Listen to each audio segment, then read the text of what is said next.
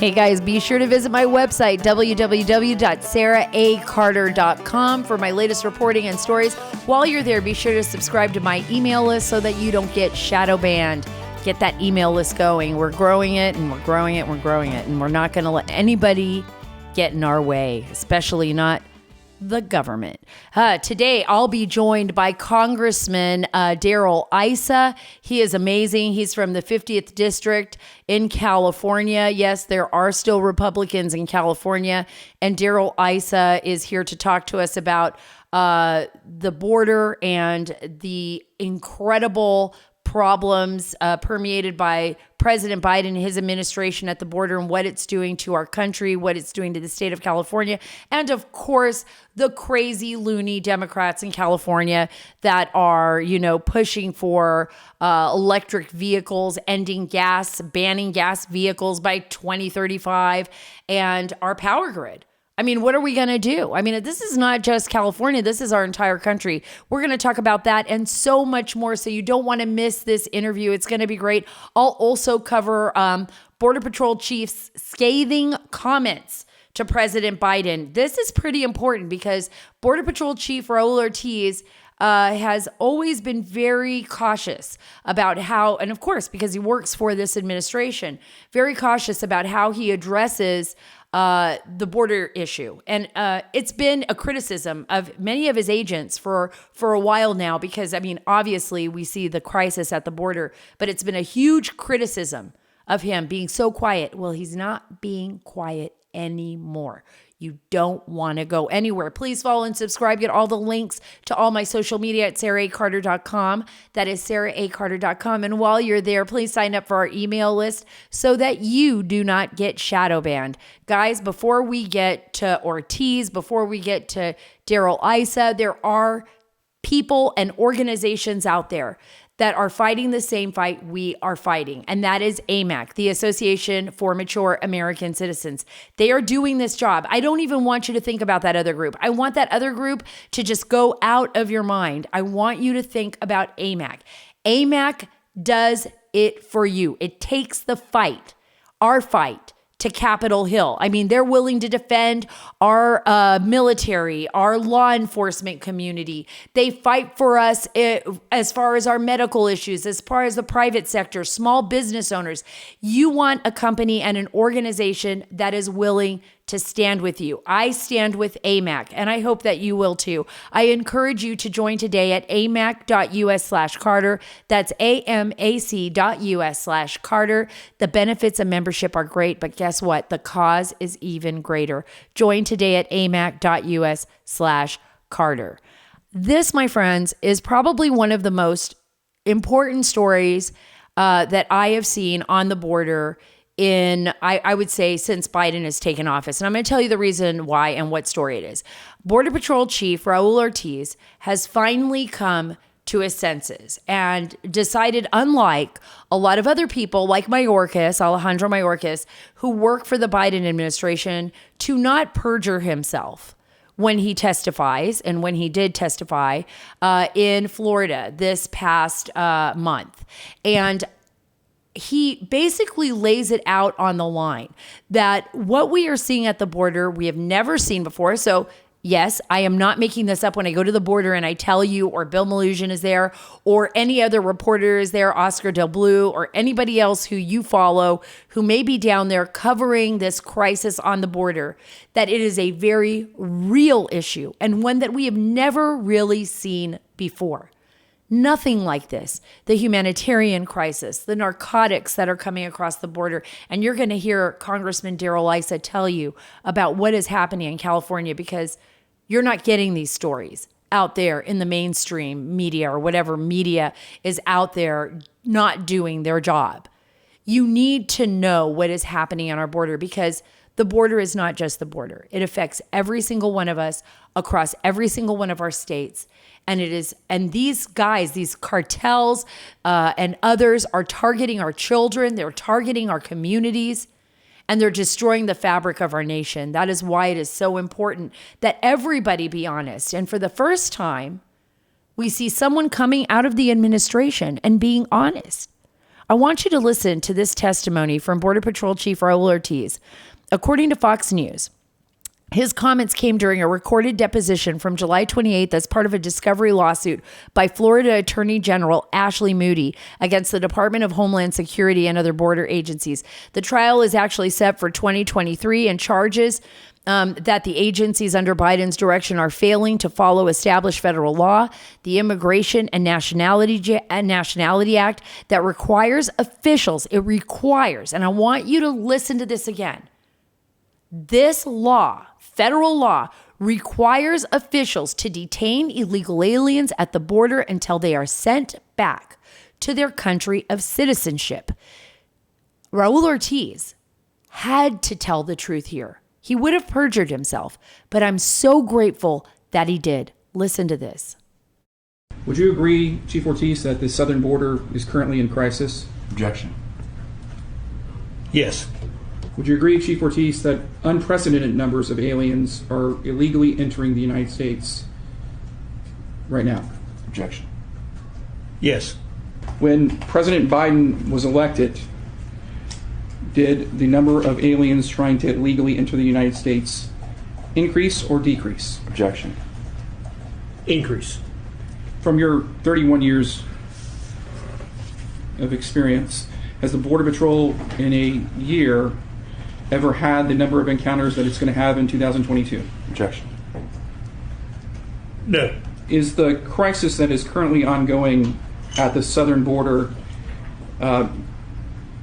making the border less safe for Americans and aliens alike? Objection. Yes.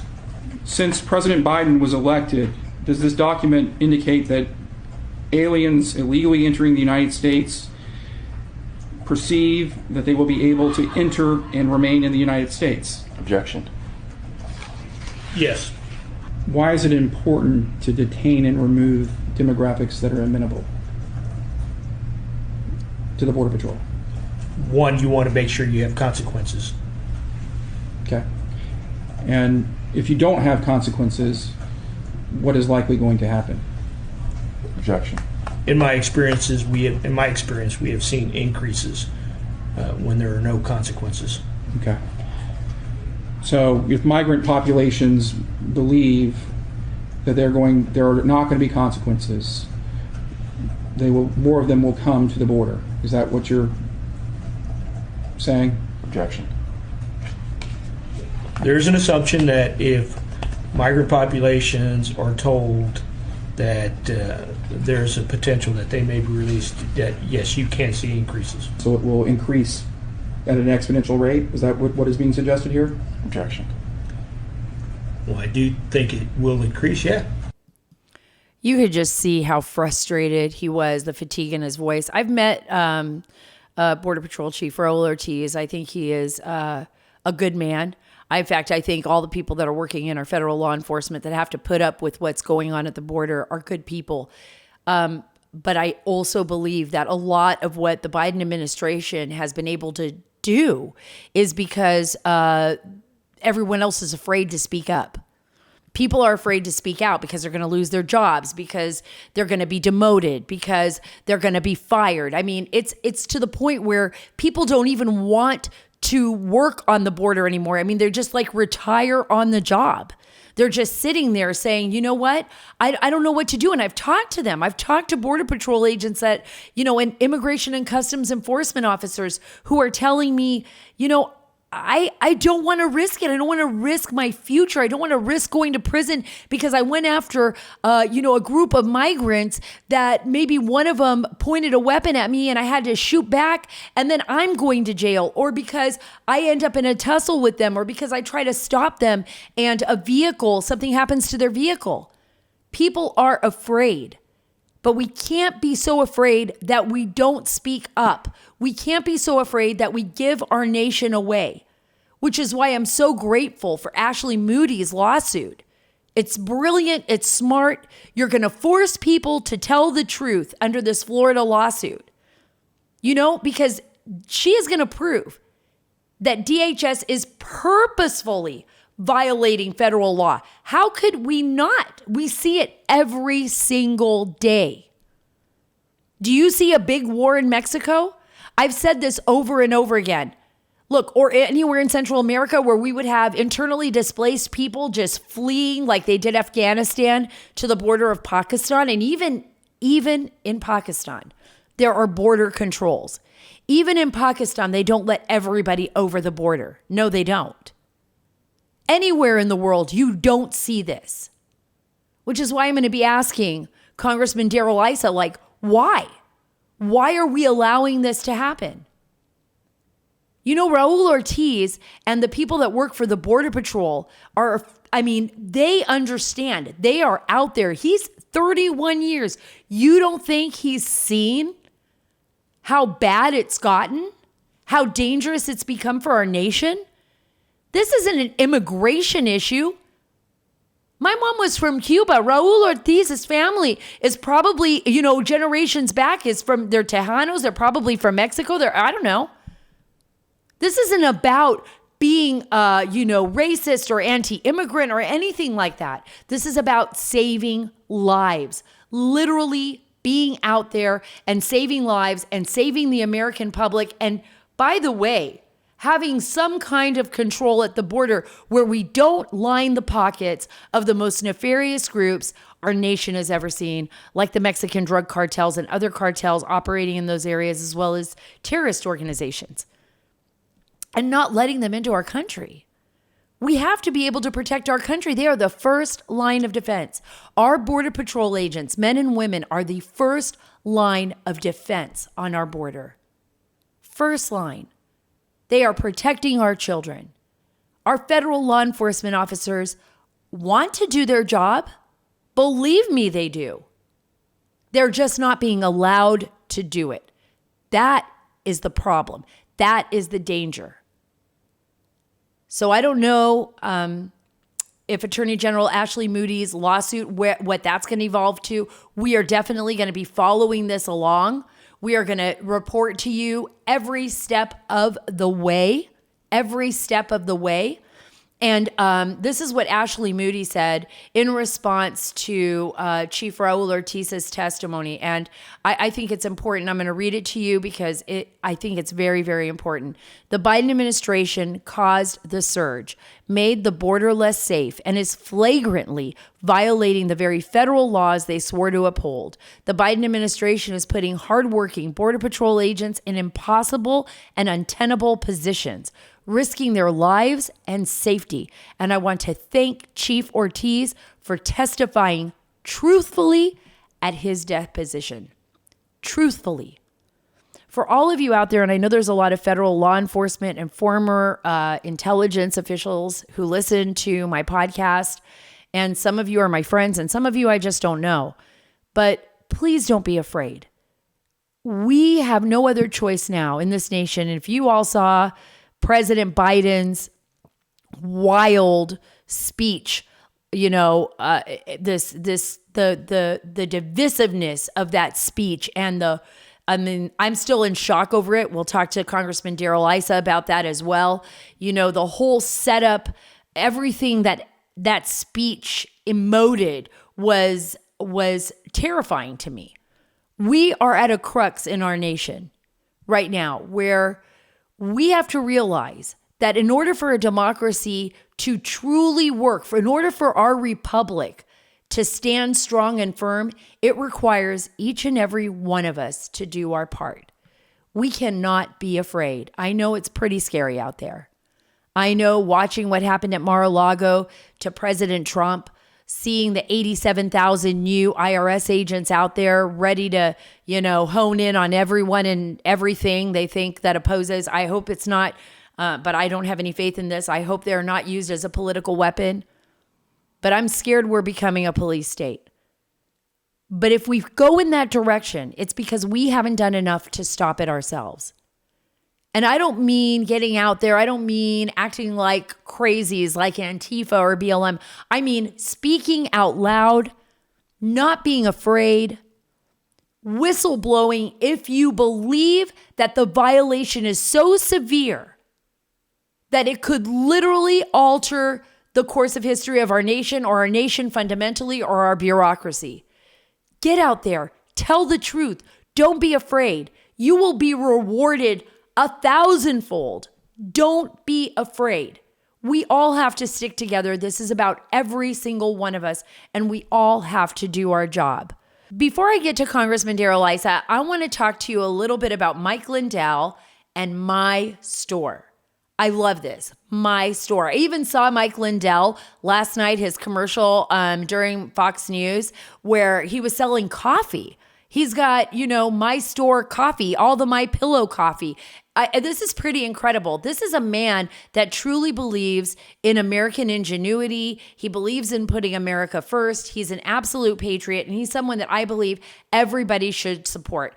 Visit mystore.com and look, put /Carter. That's mystore.com /Carter now for a full list of products. When you buy USA made, you support your neighbors and your local economies, ensuring your hard-earned dollars are funneled back into your communities, not to other places, and certainly not to China.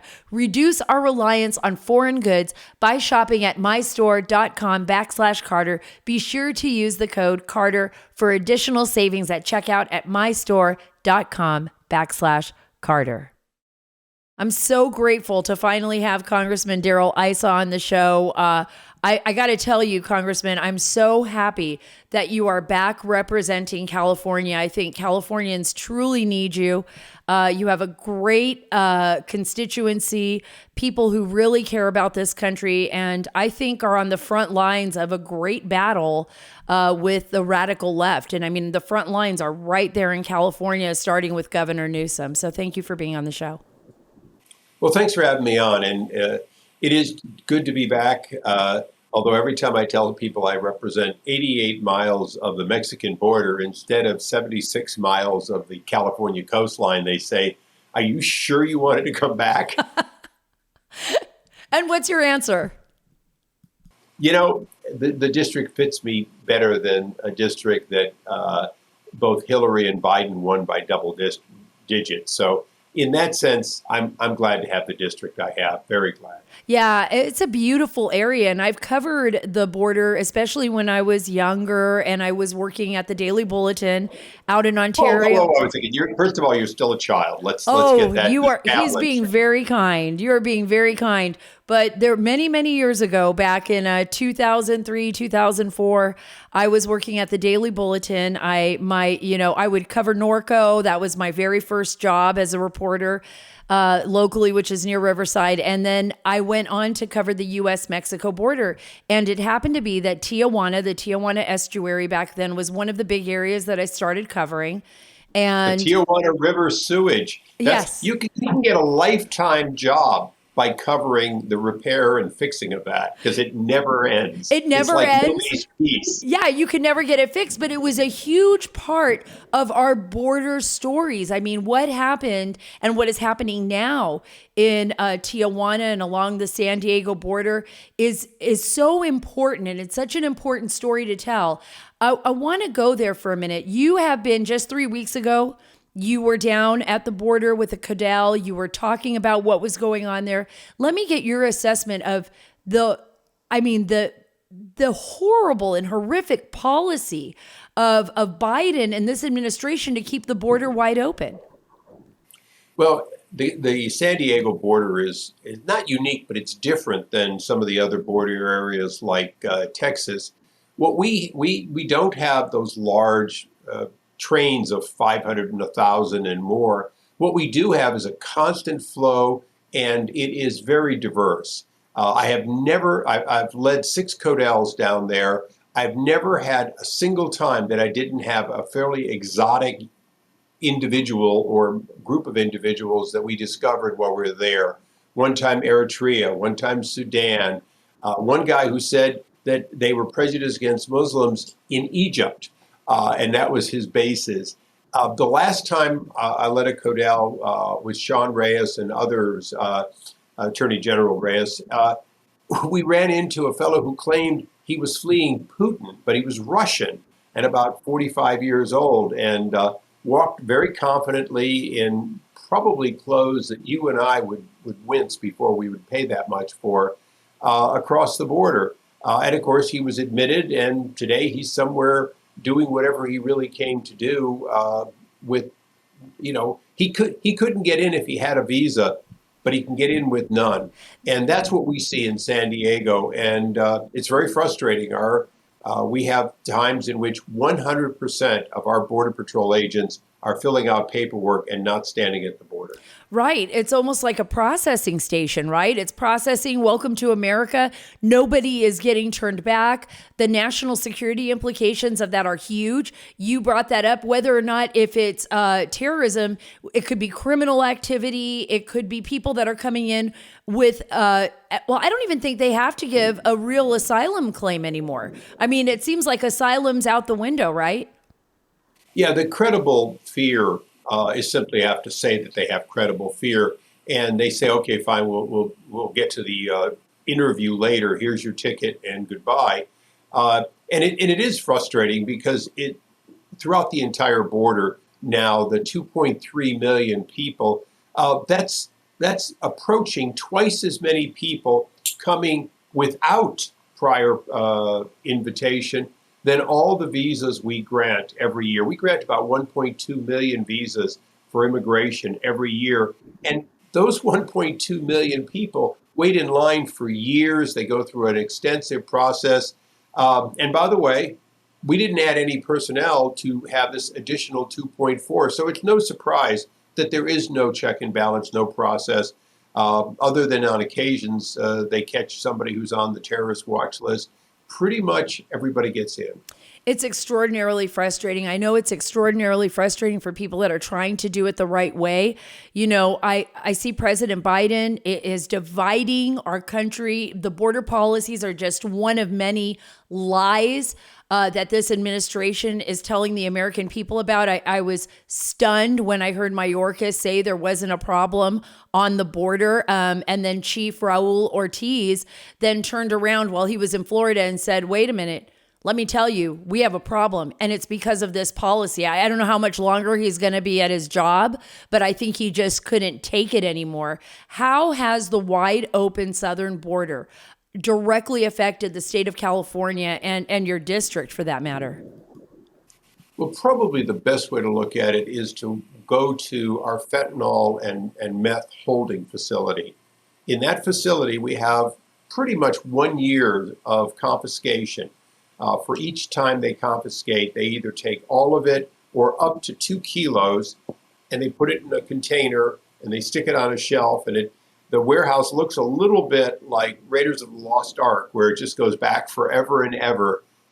It's 147,000 pounds of methamphetamines and fentanyl. Wow. And the amount of fentanyl is doubling about every 6 months. So imagine 147,000 pounds when a single pill, if it's the pure fentanyl, would kill 1,000 people. That's how much drug is being confiscated. And of course, it's a fraction of how much is coming in. And so wide open borders, it starts with every time someone dies of fentanyl overdose, which is 80, 90,000 people will die this year, more than die from all other, suicide, even suicide and gun violence combined doesn't have that much. Even car accidents doesn't have that much. That death rate is because we can't control the fentanyl coming from China through Mexico, and San Diego is the #1 border crossing for it. Let me ask you this, Congressman, because you are very familiar with, our adversaries and the dangers that poses to the United States. China being one of those adversaries. And I've really harped on this a lot. I've talked about this in my podcast. I've brought on experts to explain this. China and the Chinese Communist Party, Beijing, knows very well what's leaving their country, what's coming into our ports, what's going into the ports of Mexico. And they also know very well that a lot of the money is being laundered back. The money made from fentanyl sales here in the U.S. by the drug cartels. The drug cartels are utilizing Chinese banking systems to basically launder their money back so that we can't access that. Do you see this as a somewhat kind of irregular warfare between China and the U.S.? Well, every bit as much as the cyber attacks, China has a deceive, disrupt, and exploit policy, and they do it in subsidizing their sales in order to undermine our core industries. They know exactly which industries they're going to dump product in order to get us out of that industry, and then they can dominate it. So when you look at it and you're sitting in China, each of these policies is just one more continuation of the policy.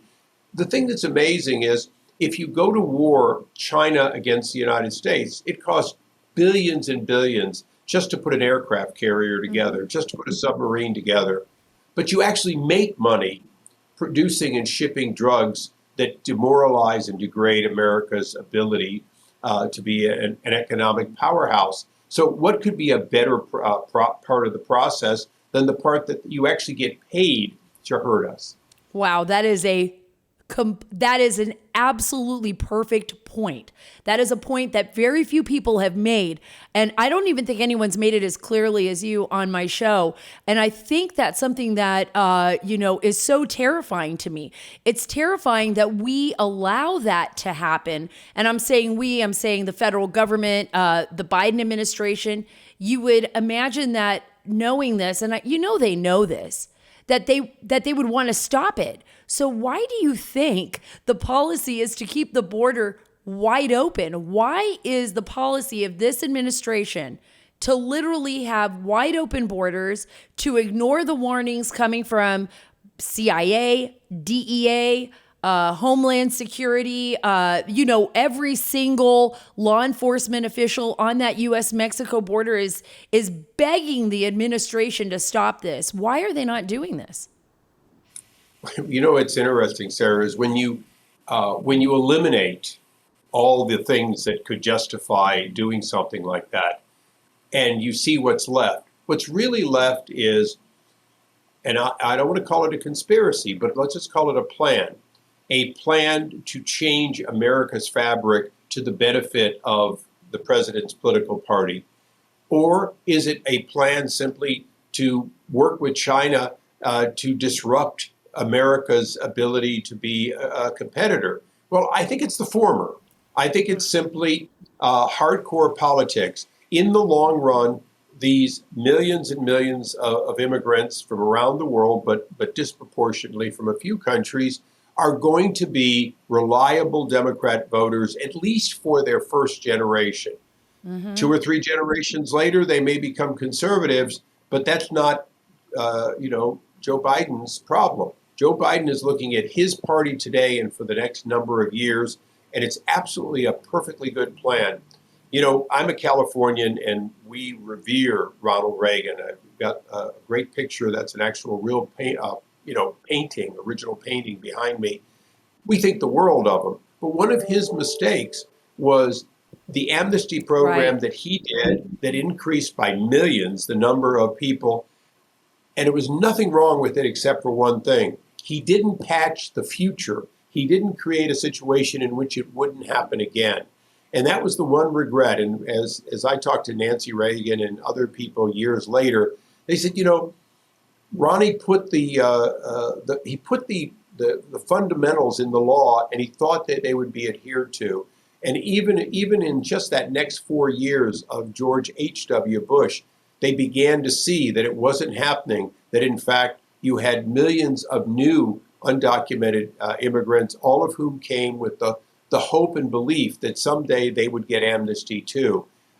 They didn't get amnesty, not in those 2 decades plus. Now they've got something better than amnesty. Right. They've got unlimited parole. And I'll tell you, 2 or 3 million people a year over 4 or 8 years of the Biden administration, that is more than than what happened under Ronald Reagan by a factor of 2. Well, and all of the people that have come into the country that are known gotaways that we have no concept of who they are. I was just on a plane. I'm flying all the time, doing Sean Hannity's show or traveling. And every time I fly out, Name drop. I'm name dropping. I'm name dropping because I'm coming to San Diego. I want to go to those warehouses, and I want to do a tour with you.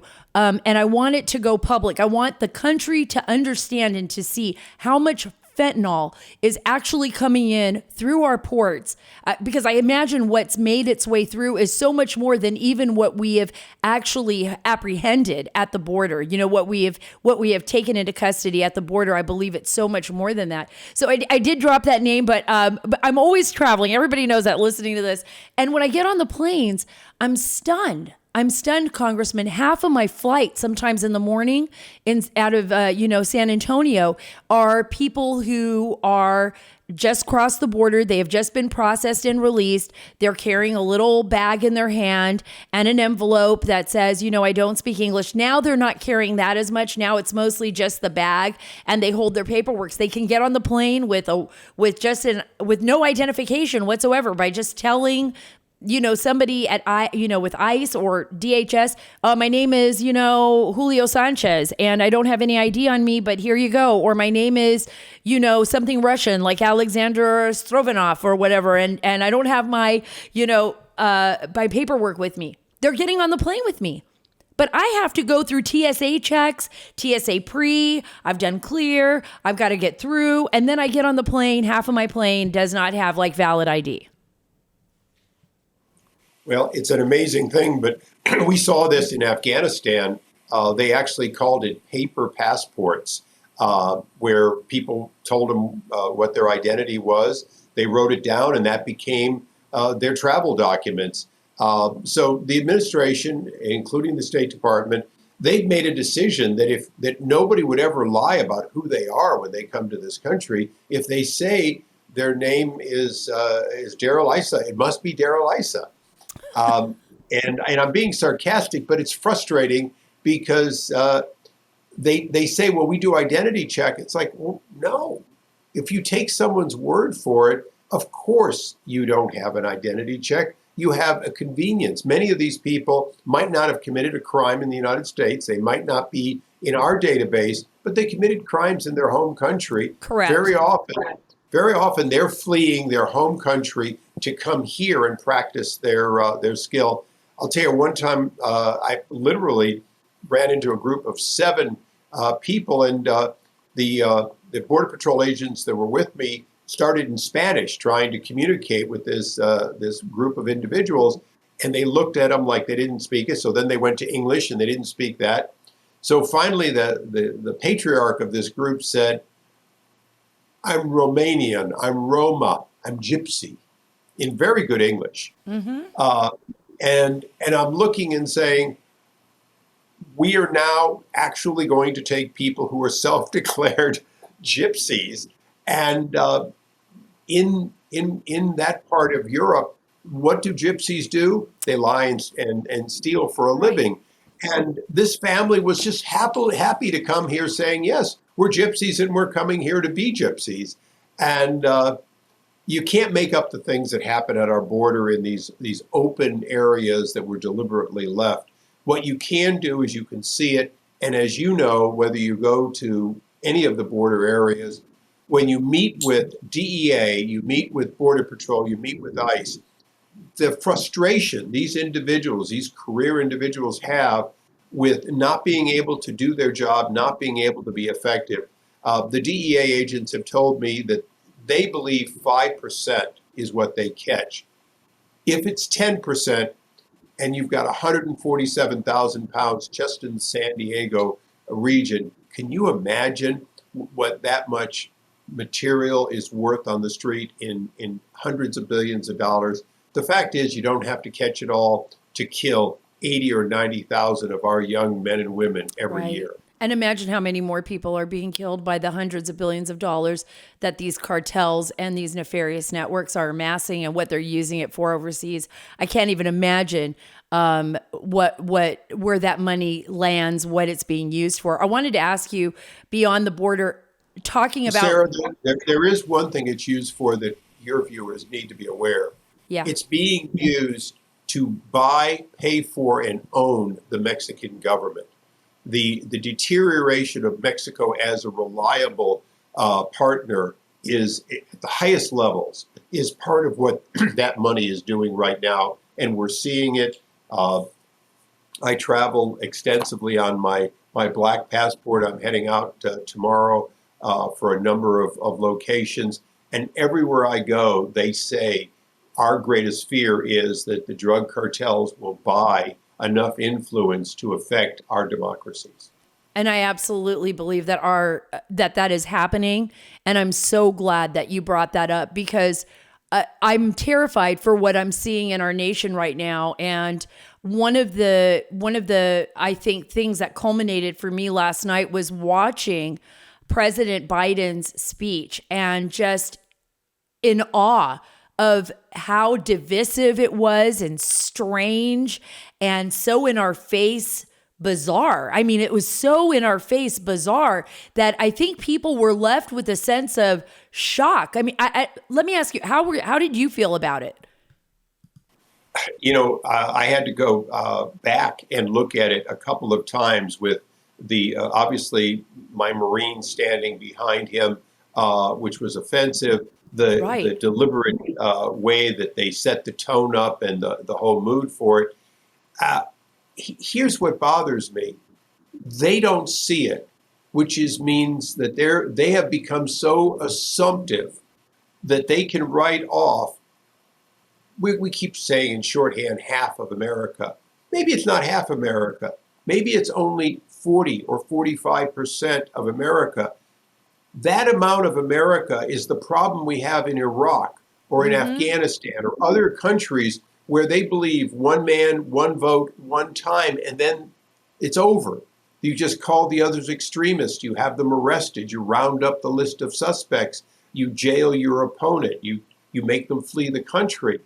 That's what happens in countries where democracy fails. The idea that you can write off even 10% of the country that is in opposition is reprehensible in this country. We don't write off libertarians or peace and freedom or any of our, you might call them smaller parties. How can you write off nearly half of America and perhaps more than half of America? Well, it sounds to so many people like it's an open kind of warning coming from this administration and from the FBI and, those higher level folks within those agencies, which I mean, I hate to say this. My husband lost his eyesight, fought for his country. We lost some of our best friends overseas. I have come from a long line of military family. My father served in 2 wars. My great-grandfather and my grandfather was actually in World War I. And I look back on this and I say to myself, are we fundamentally changing? Let me ask you this. I'm not saying that anybody is above the law, but it appears there are 2 systems of justice in this country. They did not treat Hillary Clinton the same way they treated President Donald Trump. And that raid in Mar-a-Lago was something we had never really seen before, an action taken against a former president. Well, and this is the perfect example. Here's a facility guarded by Secret Service. They know where the documents are. It was comparatively easy to say, we want them, or we want them. We want to be able to review and take. I happen to be a person who headed the committee that controls the National Archives, and I'm very supportive that at least one original copy of every document from a presidency must be surrendered to that. And by the way, every document from each of the cabinets needs to be selected and delivered. We were denied that with Hillary Clinton. Even when we were pushing, what did we get? We got the lawyers deciding what we would get and what we wouldn't get. Not government lawyers. Her lawyers decided what was personal and what was appropriate to turn over. That's what's amazing is, as you said, 2 different standards. And, her standard was absurd. There, no question at all. There should have been a special master. There should have been an independent person looking at every document. And by the way, disagreeing with the former president if appropriate. Donald Trump is not perfect. He could think a document is his to keep when it isn't. He could think that he can have the original and the archives can have a copy. No, the original goes to the National Archives, and then they can put it into a presidential library if appropriate. Correct. Those rules are there. But this, by the way, here's the amazing thing, and like I said, I oversaw this during the Hillary Clinton debacle. You understand, there is no crime in violating the Federal Records Act. Yes. Okay? Thank you. There's no punishment, no criminal punishment. Yes, it's a violation, and you know what the highest punishment you can have for violating the Federal Records Act? You can be fired from the federal government. Right. And so we're not talking about a felony. We're talking about something beneath a misdemeanor, with the exception of, were there classified documents? Were they appropriately declassified? Quite frankly, the current president could reclassify those documents not in public service and demand that they be locked up. But by the way, if they were written by the president, if they were known by the president, the tradition and the reality is he continues to have access to them. I have access to classified materials and notes that I did 18 and 19 and 20 years ago in classified briefings. They're sitting in the House. I have every right to go look at them and refresh my memory. So when we look at how it really works in the classified secret, top secret world, there was never a basis to have a raid like that. It was simply wrong. But it made a statement, which is the FBI is coming after you and you cannot stop them. And unfortunately, that's the political reality that the FBI is now a tool of this administration. And it's become very much weaponized. And I agree with you on that. I mean, and I saw that when the photos were strewn, all these documents at Mar-a-Lago all over the floor in this like so-called secret raid. They took pictures of it. And now they're waiting until after the midterms to apparently press any charges. I mean, it's political. I mean, there's no, and it's dangerous. It's not just political, but it's dangerous because now they're warning Americans, right? 87,000 more IRS agents. The powerful tool of law enforcement. I feel like we're becoming somewhat of a police state. I don't want to say that, but I feel as though even the presentation with President Biden last night was saying, hey, look, here's the president, and behind him, we've got our military, and I hate the fact that they used our Marines for that, but it's almost as if we're becoming a police state.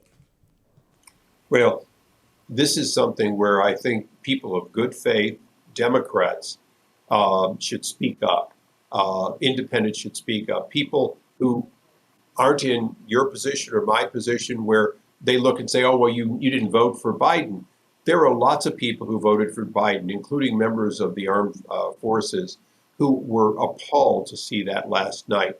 You're not supposed to do it. And even though he's the commander-in-chief, he is not the commander-in-chief in a junta, in some sort of a coup. And he needs to realize that he made a huge mistake. And he needs to apologize for it. And he needs to backpedal.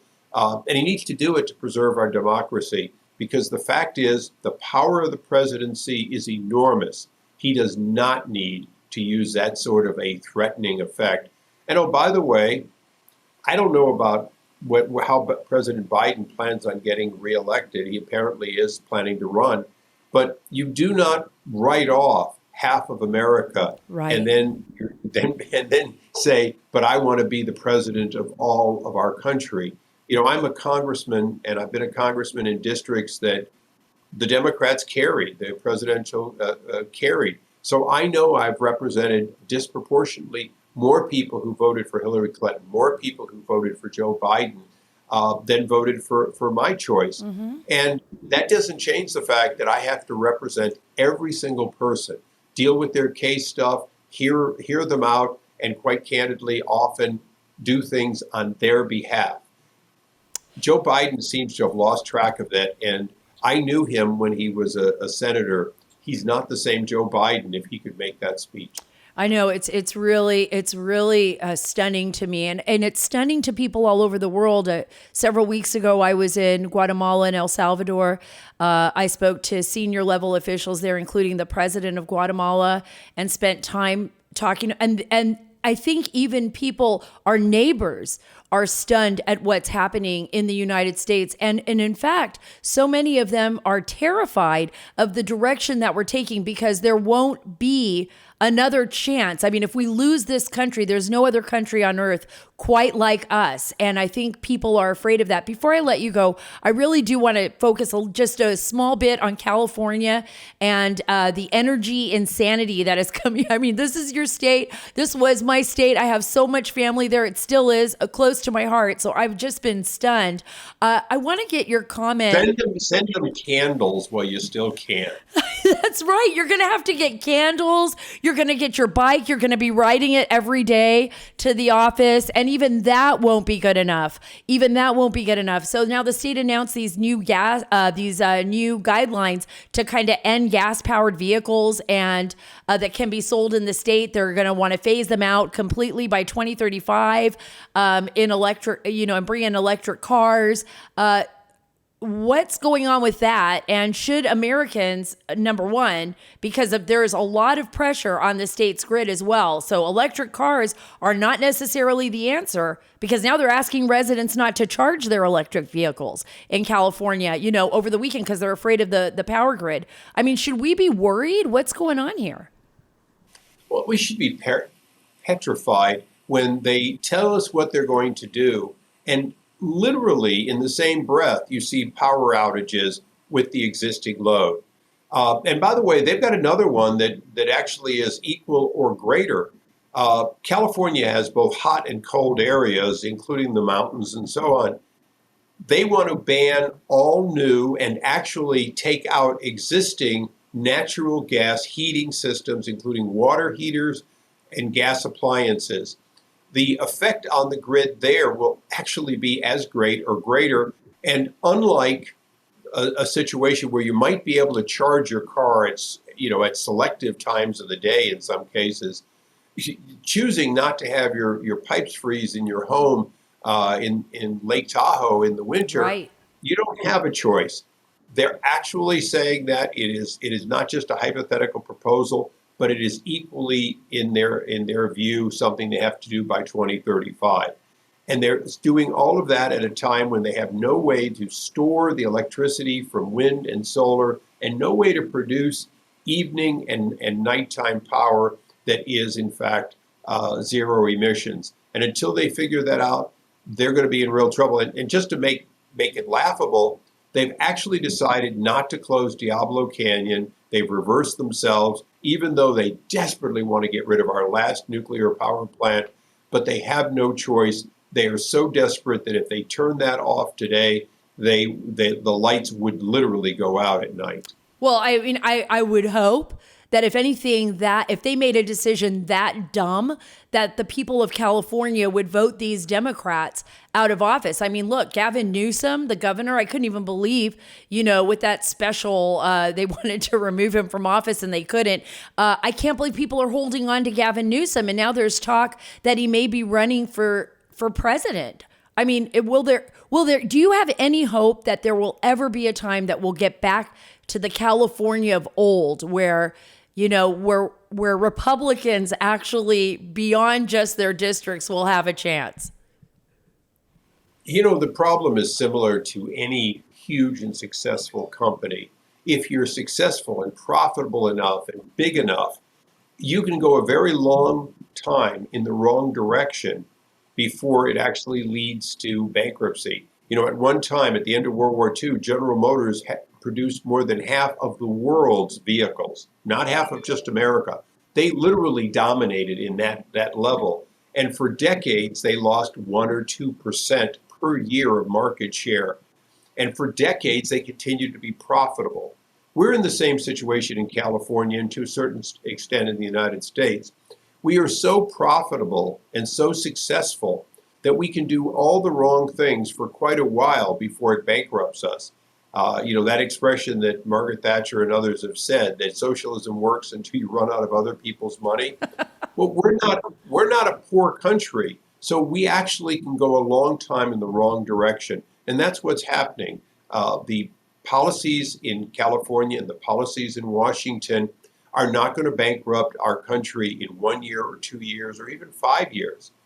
It will allow China and other countries to overtake us. It will make us not the successful country that's been able to create world prosperity and world peace for generations if we give it up. And that's what we're heading toward. Britain made a decision at the last minute to turn away from socialism and to fight their way back to being economically viable. We cannot wait that long because we're not a small country. We represent 20% of the world's economy. If we fail, there is no coming back. That's absolutely true. And we can see now UK energy crisis in the United Kingdom. We're seeing what's happening across Europe by giving Russia the upper hand, as far as controlling our energy. I mean, I think Russia's, and this is probably a conversation for another time, but Russia has been playing kind of brilliantly, and I think the Chinese as well as harnessing and honing in on the world's resources and kind of enslaving other nations into their strategy. And I think on a global scale, it's going to harm all of us because we were asleep at the wheel. We kind of let them do it, right? And we're still allowing it to happen. We watched them do it. The late John McCain said Russia was simply a gas station impersonating a country. And everyone in Washington on foreign affairs, including when I was nominated to head the Trade Development Agency, the first thing we looked at was how Belt and Road was being used to backdoor their way into owning all kinds of resources, particularly in Africa, how their policies were designed to bribe and to take control. And they do a brilliant job of it. They dominate some parts of South America and virtually all of sub-Saharan Africa. China has a process to get the resources. Russia has its resources, and they're both using them and controlling them as weapons. Well, and before I let you go, and this is gonna be my very last question. I promise you this, but I said it right before we got on the air. I am a big science fan. I do the show What on Earth. Many times when they call me, I'll be a part of their show, satellite images from space and things of that nature. And I said to you, I would love to live another 100 years just to see if we get, what life would be like on Mars. And you were telling me you would like to see what? Well, will we get to Mars? And I said, no. Will we get back is always the question. But Sarah, we have reached a point, for those who remember that movie 2001, A Space Odyssey, decades ago. Right. The big thing there is you had a thinking computer that could answer questions intelligently. And then we look and say, Alexa, what time is it? And we're not a bit shocked when the time is 10:47 a.m. when she tells us what time it is. And by the way, if I ask her who you are, I can get an entire Wikipedia output. The list of the things that were science fiction just 20 or 30 years ago I don't know that one. Okay, some has still got a ways to go.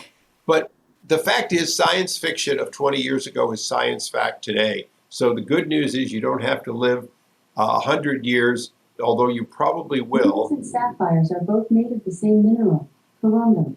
She is listening to us through this whole thing.